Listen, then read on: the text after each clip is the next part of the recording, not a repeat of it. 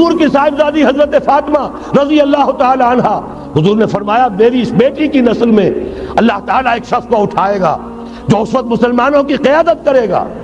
یہ چیز ہمارے اور اہل تشیع کے مابین مشترک، فرق یہ ہے وہ سمجھتے ہیں کہ ان کے 12ویں امام کہ جو آج سے 1200 برس قبل روپوش ہو گئے تھے وہ ظاہر ہوں گے، ہمارے نزدیک نہیں، وہ پیدا ہوں گے، نومولود ہوں گے، عام انسانوں کی طرح آئیں گے، ہوں گے نسل فاطمہ میں سے رضی اللہ تعالی عنہا، اور وہ اس وقت عربوں کی قیادت کریں گے۔ خون اسماعیل آ جائے گا آخر جوش میں، اور کوئی حضرت مہدی وہ آئیں گے اور اٹھیں گے اور قیادت کریں گے، دجال سے مقابلہ کریں گے اور اس ملاحم کے اندر قیادت فرمائیں گے، لیکن ان کی مدد کے لیے مشرق سے فوجیں آئیں گی۔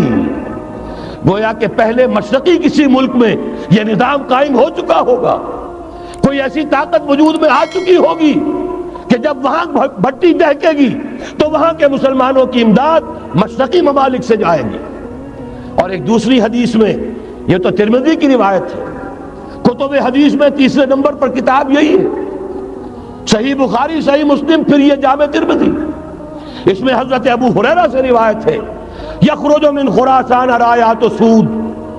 خراسان میں بتا چکا ہوں حضور کے زمانے کا خراسان، افغانستان، کچھ حصہ پاکستان کا، کچھ روسی ترکستان کی آزاد ریاستیں جو ابھی ہوئی ہیں، تھوڑا سا حصہ ایران کا، یہ خراسان بزرگ، یہ اولڈ گریٹر خراسان، یہاں سے فوجیں چلیں گی، سیاہ علم برآمد ہوں گے اور کوئی طاقت انہیں روک نہ سکے گی، ان کا منہ پھیر نہ سکے گی، یہاں تک کہ وہ ایلیا حضور کے زمانے میں یروشلم کا نام تھا، یہاں تک کہ ایلیا میں جا کر نصب ہو جائے۔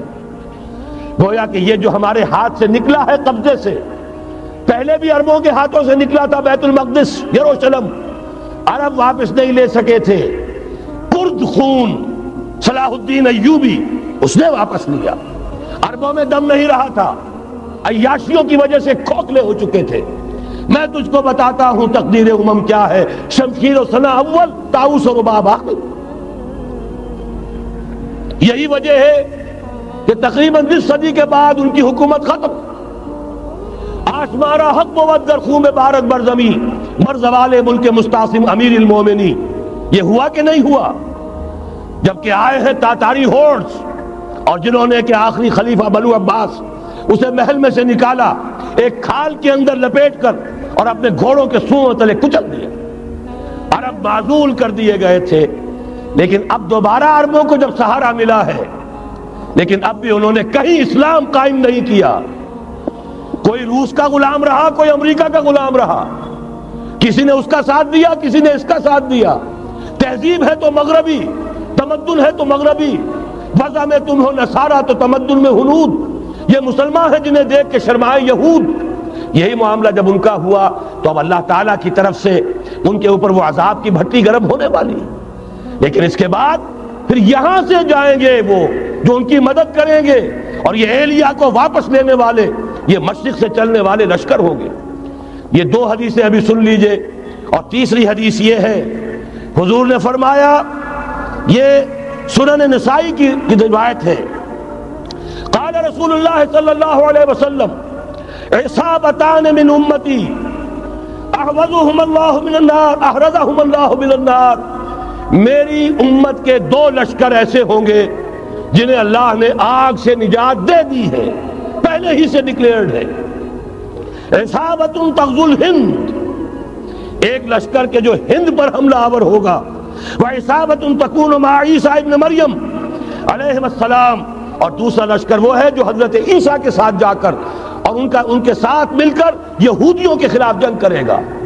میں اس حدیث کا جو مطلب سمجھتا ہوں واللہ عالم، یہ اسی علاقے میں جب انقلاب آ جائے گا، یہ علاقہ خراسان اور پاکستان، جب یہاں نظام خلافت قائم ہوگا، یہاں سے اسلام کی توسیع ہوگی، اور یہاں سے جانب مشرق ہند اور جانب مغرب یہ جو یہودیوں کا سیلاب آ رہا ہے، ان دونوں کا مقابلہ کرنے کے لیے انشاءاللہ العزیز، ورنہ یہ عصابتان جو ہے ایک حدیث میں جمع کرنے کی کوئی اور حکمت ہو نہیں سکتی، ورنہ تو ہندوستان پہ کئی لشکر آئے ہیں، لیکن یہ کہ در حقیقت اسی وقت جبکہ عالم عرب میں وہ بھٹی دہکے گی، اسی وقت یہاں انقلاب آ چکا ہوگا، ایک طرف یہاں سے مدد کے لیے لشکر جائیں گے کہ جو مسلمان عرب جو ہے ان کی مدد کریں گے، حضرت مہدی کے جھنڈے تلے لڑیں گے، حضرت مہدی کی حکومت کو مستحکم کریں گے، یؤتون للمہدی، دوسری طرف وہ ہندوستان کی طرف پیش قدمی کریں گے۔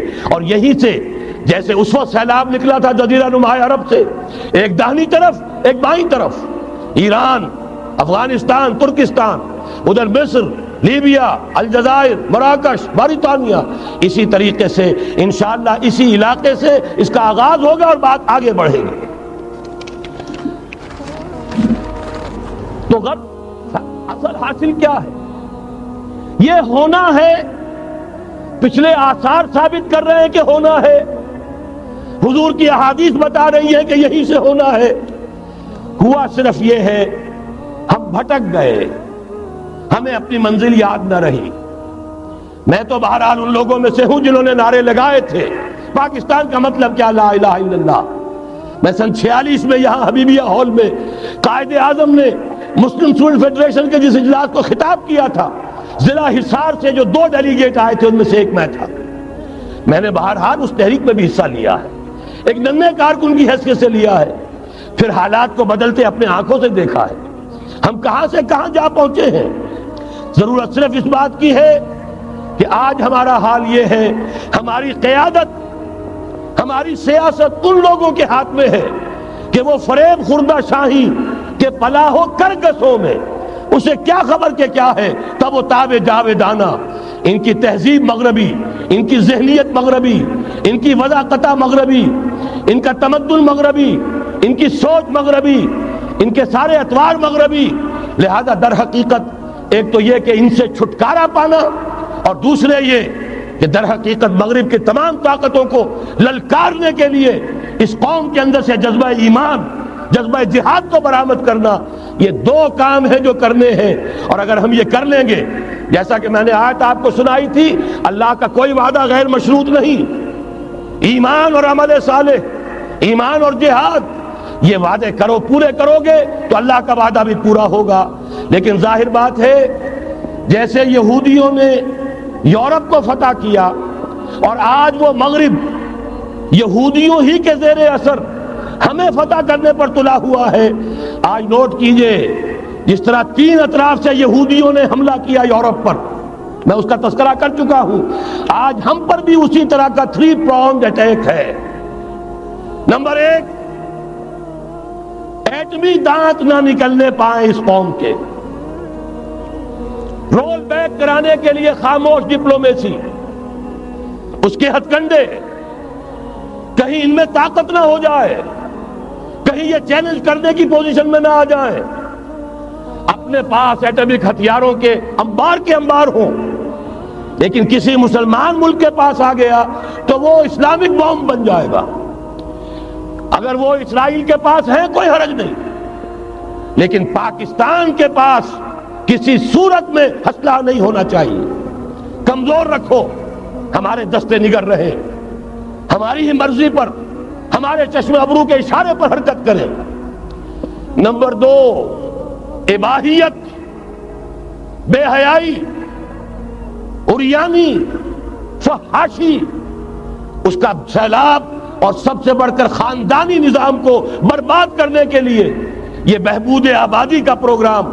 اور دیکھیے جادو وہ جو سر چڑھ کر بولے، مسلمانوں کے ہاتھوں کرا رہے ہیں۔ قاہرہ میں کانفرنس کرائی ہے ایک مسلمان ملک میں، اور یہ کہ اس کو آرگنائز کرنے والی ایک پاکستانی مسلمان عورت۔ یہ ہے در حقیقت کہ وہ لوگ اگر کرنا بھی چاہتے ہیں تو اس کا الزام بھی براہ راست اپنے اوپر نہیں، بلکہ یہ کہ خود کوئی مسلمان ہو جو یہ کام کرے۔ اب جو سیلاب آئے گا جس کے لیے مدد بھی دی جا رہی ہے، اس سے ہمارے سارے بندے حیا ٹوٹ کر رہ جائیں گے، خاندانی نظام درم برم ہو کر رہ جائے گا۔ جو ابھی تک اللہ کا شکر ہے کہ ہمارے ملک کے اندر انٹیکٹ ہے کچھ اوپر کا طبقہ جو بالکل ہی مغربی تہذیب میں رنگا گیا ہے، ورنہ ہمارے ہاں خاندان کا نظام ابھی انٹیکٹ ہے۔ لیکن یہ کہ یہ سیلاب بھی بڑی شدت سے آ رہا ہے، یہ چیزیں بیک وقت کیوں ہو رہی ہیں؟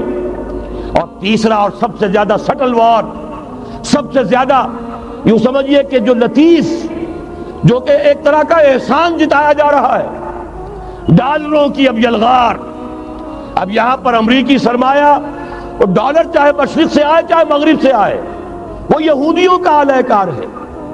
آپ نے اگر $1 نوٹ کا اگر کبھی نقشہ دیکھا ہو، اس کے اوپر جو سگنیا بنا ہوا ہے، جو نشان ہے، وہ کیا ہے؟ پیرامڈ، احرام مصر۔ یہ کن کے لیے اہمیت رکھتے ہیں؟ ہزارہا یہودیوں کا خون اور ان کی ہڈیاں ان پیرامڈز کے تلے دبی ہوئی۔ جب یہ احرام بنائے گئے تھے، یہ یہودی وہاں غلامی کے دور میں تھے، بیگار ان سے لی جا رہی تھی، بڑے بڑے پتھر جب گرتے تھے تو پسنے والے یہودی ہوتے تھے۔ یہ ان کی اپنی جیسے ہولوکاسٹ، جیسے انہوں نے اس کو اپنا سمبل بنایا ہوا ہے، اسی طریقے سے پیرامڈ، مصر کا پیرامڈ، یہ گویا کہ ان کے اس زوال کا ایک نشان ہے، اور اس پر ایک آنکھ بنی ہوئی ہے، ایک آنکھ، کانے دجال کی آنکھ، وہ دیکھ رہی ہے۔ عجیب ہے یہ سمبل۔ نیچے لکھا ہوا ہے نووس آرڈو سکلورم، اور یہ در حقیقت 1776 جو نیچے لکھا ہوا ہے وہ رومن حروف کے اندر، یہ 1776 ہے جو میں بتا چکا ہوں، آرڈر آف الومناٹی وساپ نے قائم کیا تھا۔ عام دنیا یہ سمجھتی ہے کہ شاید یہ امریکہ کا یوم آزادی ہے، سن آزادی ہے۔ 1 مئی اس آرڈر آف الومناٹی کی تاسیس 1 مئی کو ہوئی ہے۔ یہ 1 مئی جو منایا جاتا ہے، دھوکہ یہ دیا گیا ہے کہ یہ شکاگو کے جو مزدور ہیں ان کی یادگار ہے، حقیقت میں یہ 1 مئی اور 1776 آرڈر آف دی الومناٹی کی تاسیس کی تاریخ ہے۔ یہ تمام معاملات سمجھ لیجئے۔ ڈالر در حقیقت، ہم نے ابھی تازہ ندائے خلافت میں نعیم صدیقی صاحب کی نظم شائع کی ہے، 45 برس بلکہ شاید اس سے بھی زیادہ عرصے کی پرانی نظم ہے جو ہم نے شائع کی ہے۔ ڈالر میرے اس دیش کو ناپاک نہ کرنا، اور میں تو انہیں داد دیتا ہوں، جو کچھ انہوں نے، شاعر کہتے ہیں اس کو جو صاحب شعور ہے، اس صاحب شعور نے جو مشاہدہ کیا ہے کہ ڈالر آئے گا تو کیا آئے گا ہمارے ہاں، اس کی پوری داستان اس تازہ ندائے خلافت میں ہم نے نہ معلوم کہاں سے اس کو کھود کر نکلوایا ہے۔ ہم ان کا احسان مانتے ہیں کہ انہوں نے اپنی یہ پرانی نظم، اب ان کی جماعت تو سب بھول بھال گئی ان چیزوں کو، اسی لیے وہ اسے تج کر باہر بھی اب آ گئے۔ بہرحال ہمیں تو ان کی ایک ایک چیز جو ہے، مجھے تو وہ شعر آج کا اگر آپ نے جنگ کا میرا کالم پڑھا ہو، میری تو فکر کے اندر رچ بس گیا ہے۔ پاکستان کے بارے میں جب کہا تھا، اے آندھیوں سنبھل کے چلو اس دیار میں، امید کے چراغ جلائے ہوئے ہیں ہم، ہماری امیدوں کے چراغ ہے یہ، اسلام کا گہوارہ بننے والی ملک ہے یہ، اس کو ہم نے قائم کیا تھا اسلام کے لیے، یہ آندھیاں نہ چلیں، اس ملک کو ہم نے اسلام کے چراغ جو ہے ہم نے اس میں روشن کیے ہوئے ہیں۔ اے آندھیوں سنبھل کے چلو اس دیار میں، امید کے چراغ جلائے ہوئے ہیں ہم۔ بہرحال یہ تیسرا سیلاب ہے، ننگی سرمایہ داری، جس کی پھر لعنتیں ہوتی ہیں، ایک طرف فقر، ایک طرف احتیاج، ایک طرف بھوک، ایک طرف دولت کے انبار۔ پہلے بھی ہمارے ہاں فرق کم نہیں ہے، لیکن اب جو ہوگا، اگر یہ بات پوری ہو گئی تو وہ ننگی سرمایہ داری، اور سرمایہ داری ہی در حقیقت یہود کا سب سے بڑا ہتھ کنڈا ہے۔ یہ بینکنگ کا نظام، یہ سارا کا سارا سودی نظام، یہ IMF، یہ ورلڈ بینک، یہی تو ان کے سب سے بڑے ادارے ہیں۔ تو واقعہ یہ ہے کہ 3 طرف سے ہم پر حملہ ہو رہا ہے، اور یہ سود کے بارے میں کیا کہا تھا اقبال نے؟ ادربا آخر چمی زائد فتن، اس سود کے ام الخبائث کے پیٹ سے سوائے فتنوں کے اور کیا برآمد ہو سکتا ہے؟ کس نہ داند لذت قرض حسن، کسی کو قرض حسنہ کی لذت یاد نہیں رہی، بغیر سود کے قرض دو۔ تمہارے پاس فاضل رکھا ہوا ہے، کسی بھائی کو دو کہ وہ اپنی معاشی گاڑی کا پہیہ چلا لے، پھر اصل واپس لے لینا۔ اگر اتنی ہمت نہیں ہے کہ ان تصدقوا فهو خیر لکم، صدقہ ہی کر دو تو سب سے اچھا ہے، دے ہی ڈالو اپنا فاضل سرمایہ۔ یسألونک ماذا ينفقون قل العفو، مت رکھو اپنے پاس، یہ گندگی ہے۔ لیکن اگر بڑے ہی کم ہمت ہو تو کم سے کم قرض حسنہ دو، اپنی اصل رقم واپس لینا۔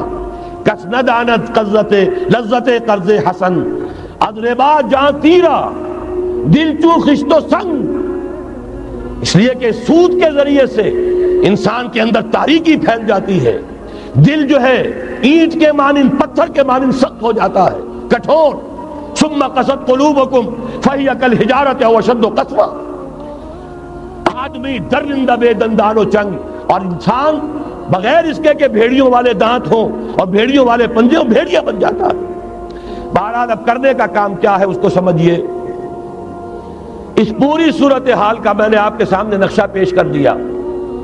ایک طرف مغرب سے نیو ورلڈ آرڈر، جو جیو ورلڈ آرڈر ہے، اس وقت کی سپریم پاور آن ارتھ، امریکہ کی سرپرستی میں بڑی تیزی کے ساتھ حملہ آور ہے. دوسری طرف وَمَكَرُوا وَمَكَرَ اللَّهُ وَاللَّهُ خَيْرُ الْمَاكِرِينَ، اللہ کو پامردی مومن پہ بھروسہ، ابلیس کو یورپ کی مشینوں کا سہارا. اللہ تعالیٰ نے اسرائیل کا توڑ پاکستان قائم کیا. اللہ تعالیٰ نے اس کے لیے 300 برس کی تاریخ، اس کی تمہید میں مجددین امت یہاں پیدا کیے، یہاں قرارداد مقاصد پاس کرا دی 20ویں صدی عیسوی کے وسط میں، کہ اکبر نام لیتا ہے خدا کا اس زمانے میں. بینک انٹرسٹ کو ربا، سود حرام قرار دیا. یہ سارے شواہد ہیں. اب ضرورت صرف ایک بات کی ہے، ایک زبردست عوامی تحریک اٹھے.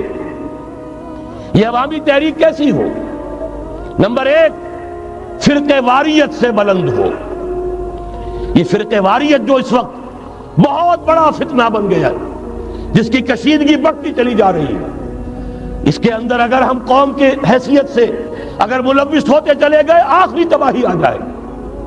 فرقہ واریت سے بلند، سیاسی کشمکش سے بلند. یہ سیاسی کشاکش، یہ حزب اختلاف، حزب اقتدار، اس سے بلند، اس سے کوئی بحث نہیں، کوئی دلچسپی نہیں. علاقائیت یا لسانی قومیت، اپنے دنیاوی حقوق کی فکر مت کرو، بلکہ آخرت کی فکر کرو، اور یہاں اس کی اصل منزل خلافت کے نظام کی فکر کرو.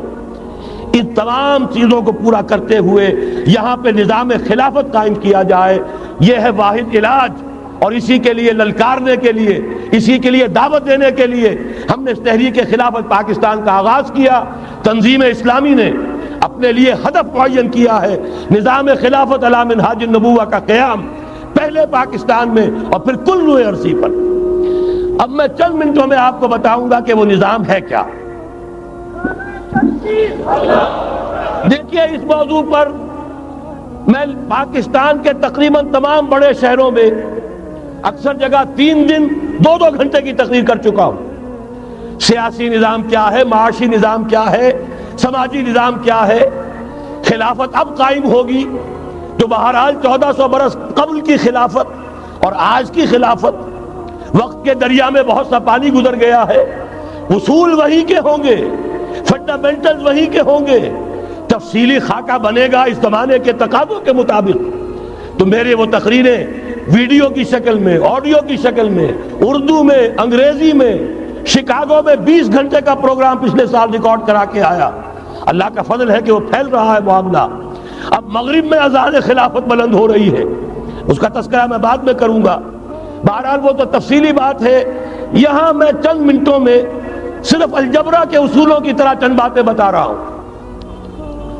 جو بھی آپ کا آج نظام ہے، 3 شرطیں پوری کر دیجئے وہ خلافت بن جائے گا، سیاسی اور دستوری اعتبار سے. نمبر 1، حاکمیت اللہ کی، اور اللہ کا شکر ہے یہ ہم کر چکے. اللہ جزائے خیر دے جنہوں نے محنت کی تھی، اللہ جزائے خیر دے جنہوں نے وہ تحریک اٹھائی تھی مطالبہ دستور اسلامی، اور پھر جنہوں نے مدد کی تھی، اللہ تعالیٰ انہیں جزائے خیر دے. بہرحال وہ اب ہمارے دستور کا حصہ ہے. حاکمیت اللہ. البتہ اگلا قدم ہم آج تک نہیں اٹھا سکے. اس حاکمیت کا ظہور کیسے ہوگا؟ آپ کے دستور میں یہ طے کر دیا جائے کتاب و سنت ہر شے سے بالا تر ہے، دستور سے بھی بالا، عدالتی قوانین سے بالا، پارلیمنٹ سے بالا، سینٹ سے بالا، صدر سے بالا، سپریم کورٹ سے بالا، ہائی کورٹ سے بالا، ہر شے سے بالا کتاب و سنت. جب تک یہ نہیں ہوتا، قرارداد مقاصد کی حیثیت ایسی ہے کہ جیسے آپ سینما ہال کے اوپر آگے جو ہے قرآن مجید کا کوئی کتبہ لگا دے، اس کے سوا کچھ نہیں. یہ بھی غنیمت ہے کہ قرارداد مقاصد پاس ہوئی، اصل شرط یہ ہے کتاب و سنت کی ٹوٹل بالادستی. اور یہ بڑی کڑوی گولی ہے. عوامی تحریک جب تک نہیں چلے گی، لوگ جب تک اپنی خون کی ندیاں نہیں بہا دیں گے، یہ کڑوی گولی حلق سے اترنے والی نہیں. یہ آئی جے آئی کی حکومت میں نہیں اتری، اسلام کے نام پر اقتدار میں آئے، اسلام کے نام پر آئی ایس آئی نے آئی جے آئی بنوائی، اسلام کے نام پر انہیں ووٹ ملے، 2/3 کی اکثریت ملی. اس کے باوجود شریعت کی بالادستی کا ایکٹ، شریعت کی بالادستی کی دستور کے اندر ترمیم پاس نہیں کرائی گئی. معلوم ہوا اوپر زبردست کا ٹھینگا ہے، امریکہ کے سب پرستار ہیں، سب ڈرتے ہیں، سب کے لیے سب کو نظر آتا ہے بالآخر جو ہے اسی کے پاس جانا ہوگا، چاہے وہ نواز شریف ہو اور چاہے وہ بے نظیر ہو.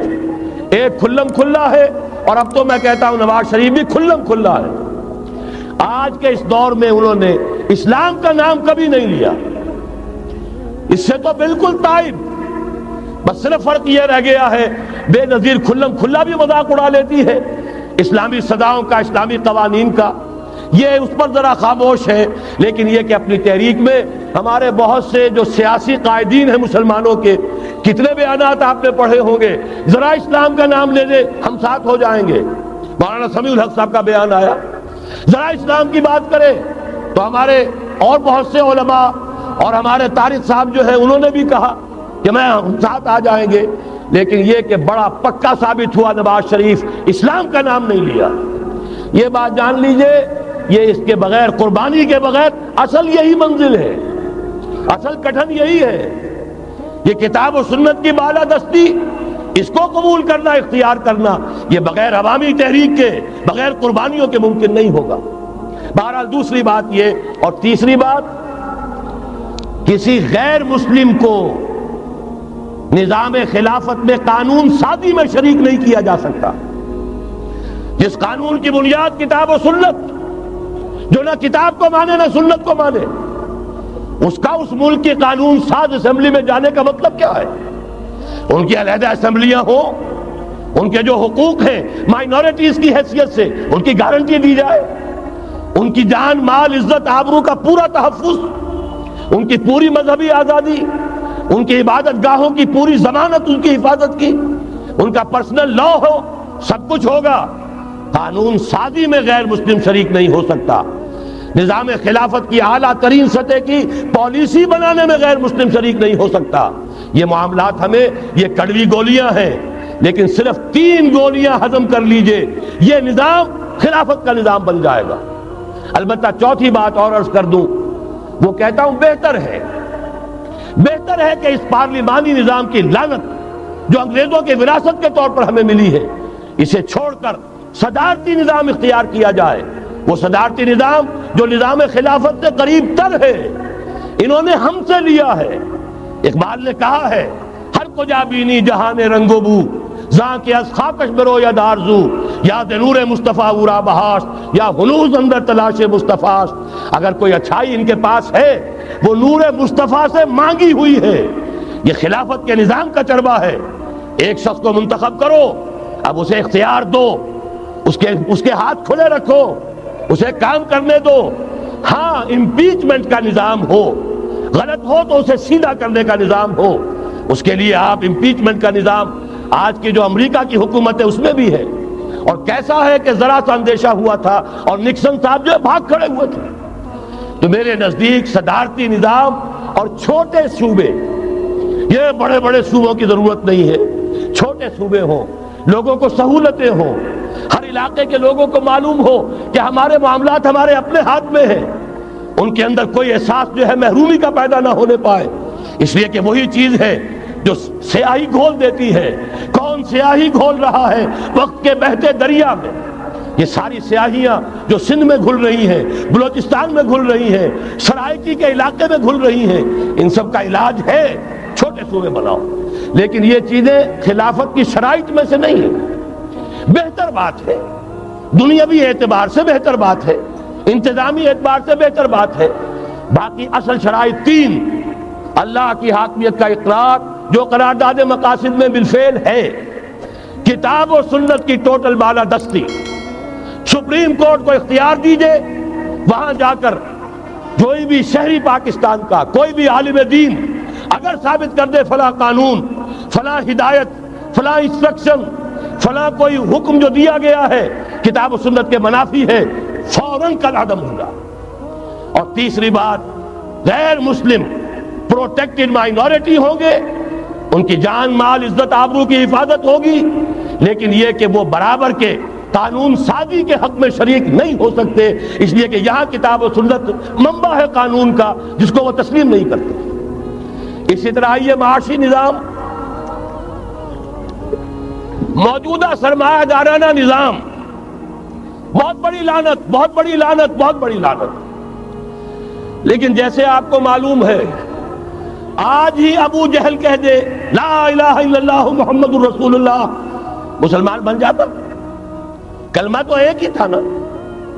ابو طالب کے پاس جب وفد گیا تھا رؤسائے قریش کا، اور انہوں نے کہا تھا کہ اپنے بھتیجے کو روک لو ورنہ اب ہم جو تمہاری بھی رعایت اب نہیں کریں گے، میدان جنگ میں آ جاؤ. ابو طالب نے کہا تھا میرا بھتیجا تم سے کیا مانگ رہا، ایک کلمہ، ایک کلمہ لا الہ الا اللہ، اور تو اس کو کوئی مطالبہ نہیں. انہوں نے کہا، ابو سفیان اس وقت تک کیونکہ ابھی کفر میں تھے، شرک میں تھے، انہوں نے کہا وہ ایک کلمہ جو وہ مانگ رہا ہے وہ ہمارے سارے معبودوں کی نفی کر دیتا ہے. وہی تو سب سے بڑی مصیبت ہے.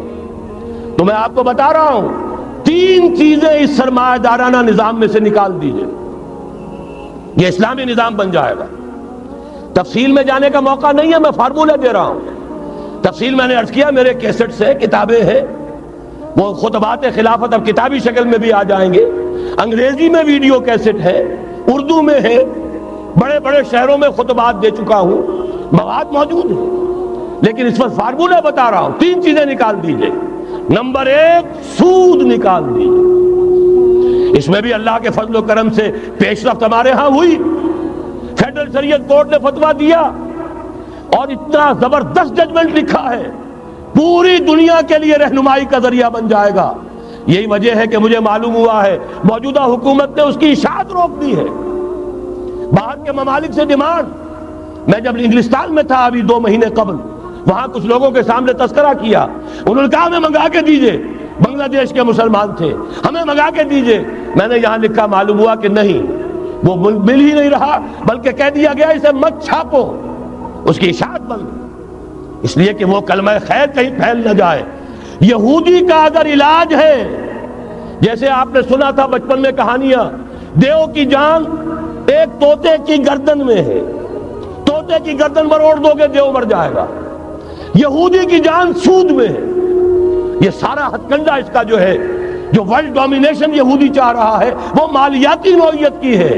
وہ اپنی حکومت قائم نہیں کرنا چاہتا. حکومت کے تو بڑے کھکھیڑ ہوتے ہیں، بڑی ذمہ داریاں ہوتی ہیں، لوگوں کی تنقیدیں سننی پڑتی ہیں، بھوکے بھیڑیے کبھی ٹوٹ پڑتے ہیں. لہذا ان کو چھوڑو، حکومت وہ خود کریں. ہاں وہ محنت کرے حیوانوں کی طرح، ملائی ہمارے پاس آتی چلی جائے، زندہ رہنے کی حد تک تو ان کو دیں گے. جیسے تانگے والا گھوڑے کو بھی آخر دانہ تو ڈالتا ہے کہ اگلے دن پھر اسے جوتنا ہے تانگے کے اندر، لیکن اصل کمائی تو اس کی ہے جو ہو رہی ہے.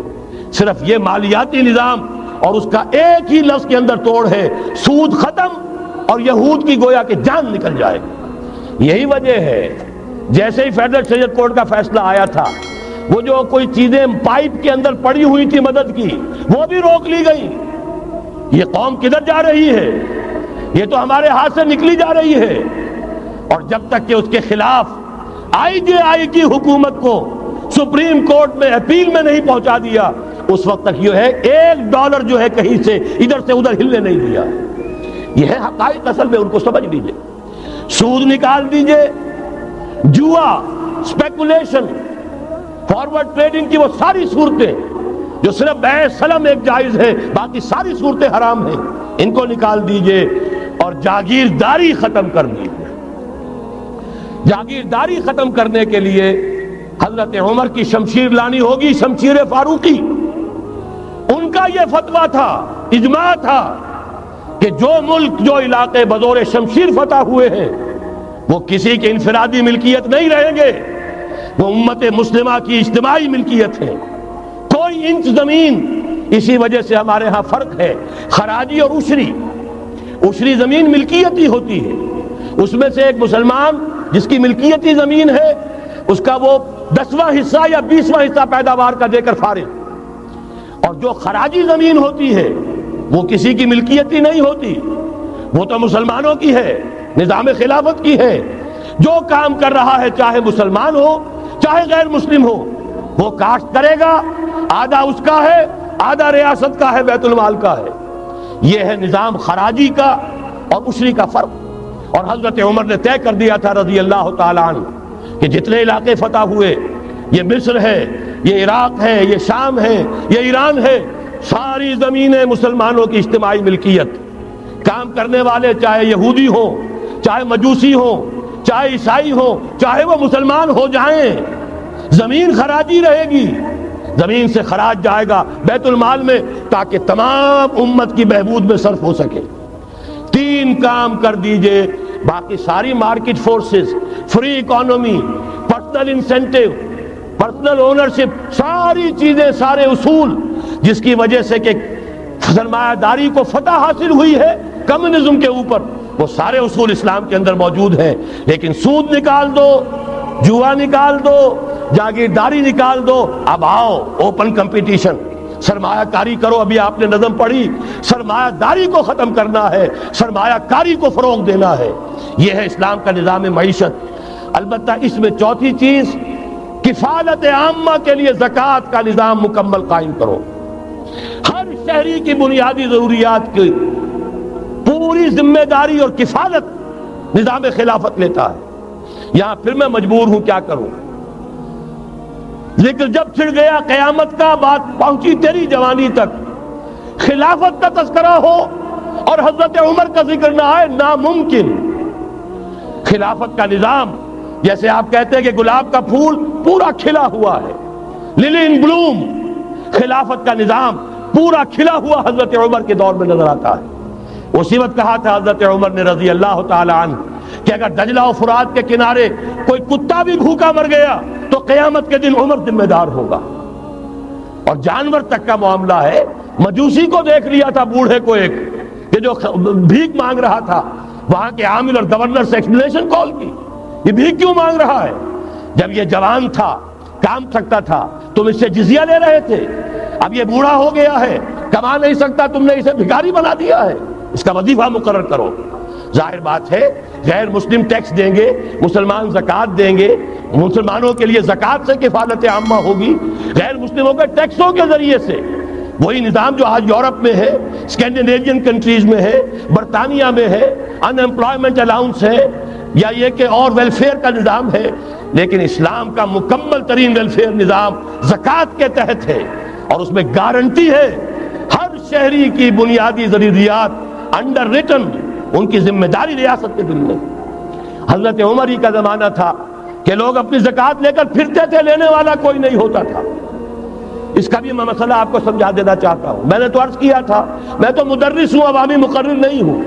میں تو چاہتا ہوں آپ چیزیں سمجھ کر اور ان کا علم آپ کا جو ہے حاصل کر کے اٹھیں، لوگوں کو پھر پہنچائیں۔ یہ کیسے ہو گیا جبکہ زکوٰۃ جو ہے وہ تو اسلامی ریاست میں نظام خلافت میں حکومت لیتی ہے؟ پھر کیسے ہو گیا کہ لوگ اپنی زکوٰۃ لے کر پھر رہے، لینے والا کوئی نہیں؟ اس کو بھی جان لیجئے، جیسے زمین کی 2 قسمیں میں نے بیان کی، خراجی اور عشری، ایسے ہی زکوٰۃ کے قابل جو مال ہے اس کی بھی 2 قسمیں ہیں۔ اموال باطنہ، گھروں میں رکھی ہوئی کوئی نقدی ہے، کوئی زیور ہے، کوئی اور ایسی چیزیں ہیں، یہ اموال باطنہ کہلاتی ہیں۔ اس کی زکوٰۃ جبراً حکومت نہیں لے گی۔ اگر اس کی زکوٰۃ جبراً حکومت لے تو گھروں کی تلاشیاں لینی پڑیں گی، جا کے تکیے پھاڑ پھاڑ کے دیکھنے پڑیں گے کہ کہیں کچھ رکھا ہوا تو نہیں ہے۔ یہ معاملہ مسلمانوں کی ان کی اپنی نیت پر، ایمان پر، اللہ کے ساتھ ان کے خلوص و اخلاص پر چھوڑ دیا۔ ہاں اموال ظاہرہ، دکان میں 5 لاکھ کا مال پڑا ہے، 2.5% دے دو۔ گودام میں 10 لاکھ کا مال پڑا ہے، 2.5% دے دو۔ تمہارا کارخانہ ہے بہت بڑا، اس کی زمین معاف، بلڈنگ معاف، مشینری معاف، ٹولز معاف، لیکن جو سرمایہ چل رہا ہے، چاہے وہ خام مال پڑا ہے چاہے فنشڈ، ٹوٹل کی مالیت کے اوپر 2.5% دے دو. یہ ہے زکوٰۃ جس کو بدنام کیا ضیاء الحق صاحب نے. صرف سود جو ہے، سود والا جو صرف بینکوں کے اندر ڈپازٹ ہے، اس سے 2.5% لے کر اسے زکوٰۃ قرار دے دیا.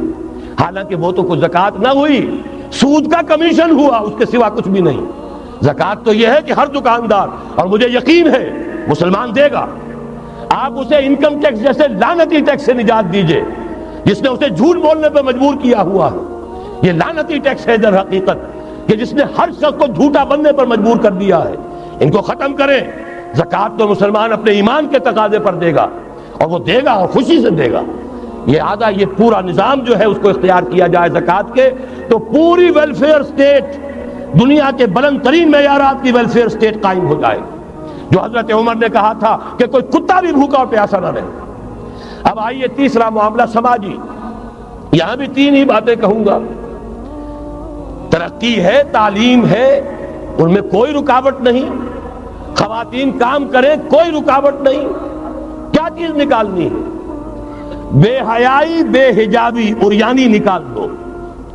ستر و حجاب انفورس کرو. سیگریگیشن، عورتوں کے اسکول علیحدہ، مردوں کے علیحدہ، عورتوں کے کالج علیحدہ، مردوں کے علیحدہ، عورتوں کی یونیورسٹی علیحدہ، مردوں کی علیحدہ، عورتوں کے ہسپتال علیحدہ، مردوں کے ہسپتال علیحدہ.